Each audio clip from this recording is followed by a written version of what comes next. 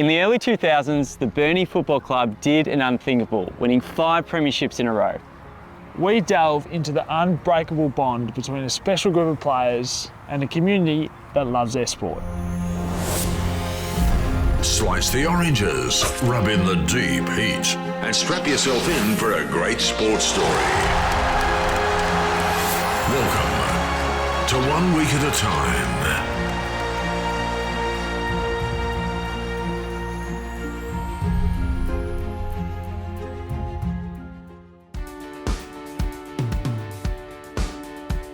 West Park Oval, a little oval with a bike track shaped like an egg on a headland out in the middle of the sea. I mean, of all the places you'd build a footy ground, I think only Burnie people think that it's normal. We'll just go down to West Park, but it is in the most incredible place. And I still remember going to watch those early games in primary school and sitting on the edge of the bike track and watching these big, scary, hairy blokes run around. And that was the start of a really long journey that still remains with the Burnie Footy Club. Used to come and watch the Burnie Footy Club play, like after I'd play school footy throughout high school, because that's what I wanted to do. That's what I wanted to be. That's what I wanted to play for Burnie, because Michael, my cousin, played for Burnie, and kids dream about getting drafted and playing their first game. I never wanted to, because I was never going to be good enough. But I aspired to be the best I could out here, and when I got there on that day, that was great. And obviously, plenty of things came from that, which was even better ultimately. Didn't come to Burnie until after high school. So under 17 footy was for the Burnie Hawks at that time. You were at the club when it amalgamated from Hawks to the Dockers. Tell us about that time. Yeah, no, it's a indifferent time, I suppose. With 2 clubs amalgamating, there's always a little bit of friction, rivalry there, I suppose. And Hawks and the Tigers were, crosstown rivals pretty well. So, but yeah, it was a bit of a tumultuous time, I suppose. And so we had a period of time where it was the Burnie Hawks and the Burnie Tigers playing in 2 competitions. Burnie Hawks in the State League, Burnie Tigers in the NWFU. Over time, that didn't sort of work for the scale of the town. People were leaving, not as many people in footy. Then it was finally agreed that the clubs should come together, and the Burnie Tigers, next level down, joined in with the Burnie Hawks. A new brand was needed. And so, yeah, that's sort of how it all started at Burnie. I mean, it's so rare to see a team and a club win 5 in a row. Was there one grand final that you hold a little bit closer to your heart than the others? The 03 one was my first year as captain. We played North Lonnie. They hadn't lost a game all year, and we just had that belief in the group that we knew we could knock them off in the one that mattered, and that was the one that sort of I hold a bit special, yeah. Ling runs in after the ball, takes it, goes, coming through was McKendrick. It was a very, very big brawl early. It was something like 15, 18 seconds in. One of our main young blokes was KO'd, and that was him, and then it was on. And we settled really, really well, and then won the game by 40 points, and I think the desire that day after what happened, the resolve just strengthened in a minute, and after that, didn't think we were going to lose. Can you remember when any of the grand finals were like a special moment with your brother, Craig? I've never been asked that, but given what's happened this year, on May 16, we lost our 3rd brother.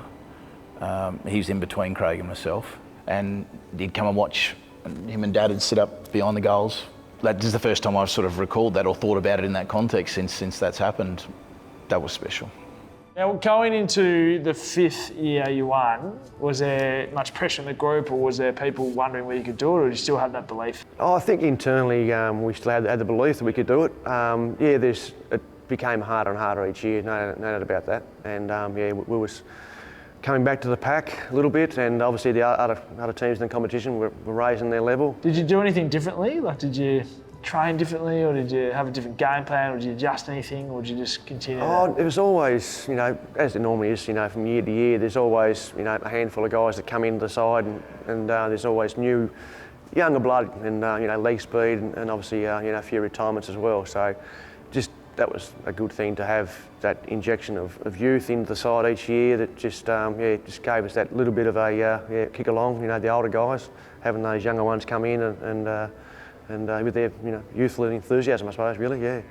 Was there a distinct sort of feeling amongst the town when you guys had that success? Like, what did it bring to Burnie as a town?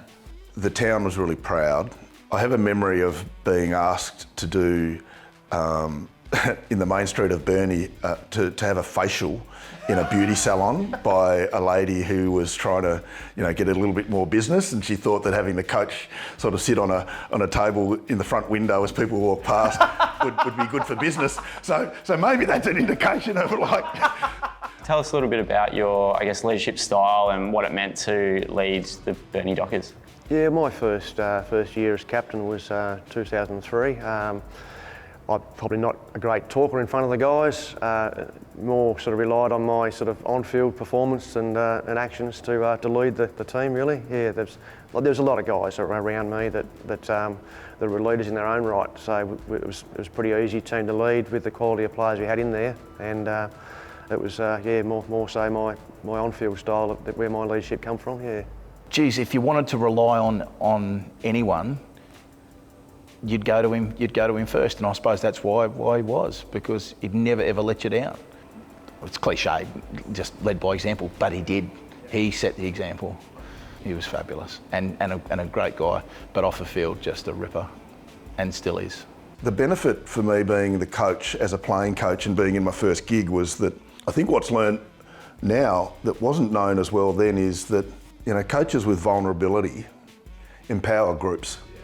And I didn't know what I was doing, and I had mates. And so my coaching sessions were like, our training sessions were a bit chaotic. We had a recipe, and that was McGuane's recipe, and I'll get into that in a minute. But really it was me being me amongst mates as a coach that then empowered the group, I think, to say, well, the coach isn't going to do it. It's all of us. And that brought us closer together. But I've always wanted to coach, and Burnie Footy Club gave me the opportunity to do that, so I'm really looking forward to that. Now, they talk about Mick McGuane being one of the great local footy coaches, still coaching today. What was his influence like?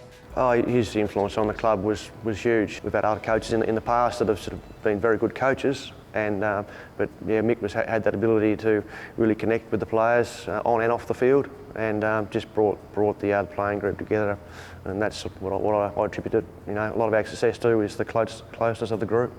A whole of town coach. If anything happened to anyone anywhere in the town that had a linkage to the footy club, because of Mick's leadership, we were all in.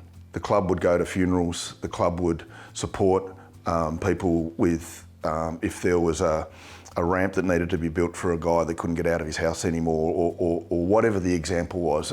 We had that feeling that Mick was able to bring people to the club and bring the club together and keep the club together around, this is the role of a footy club in a town. And he was just unequivocal about that and so passionate.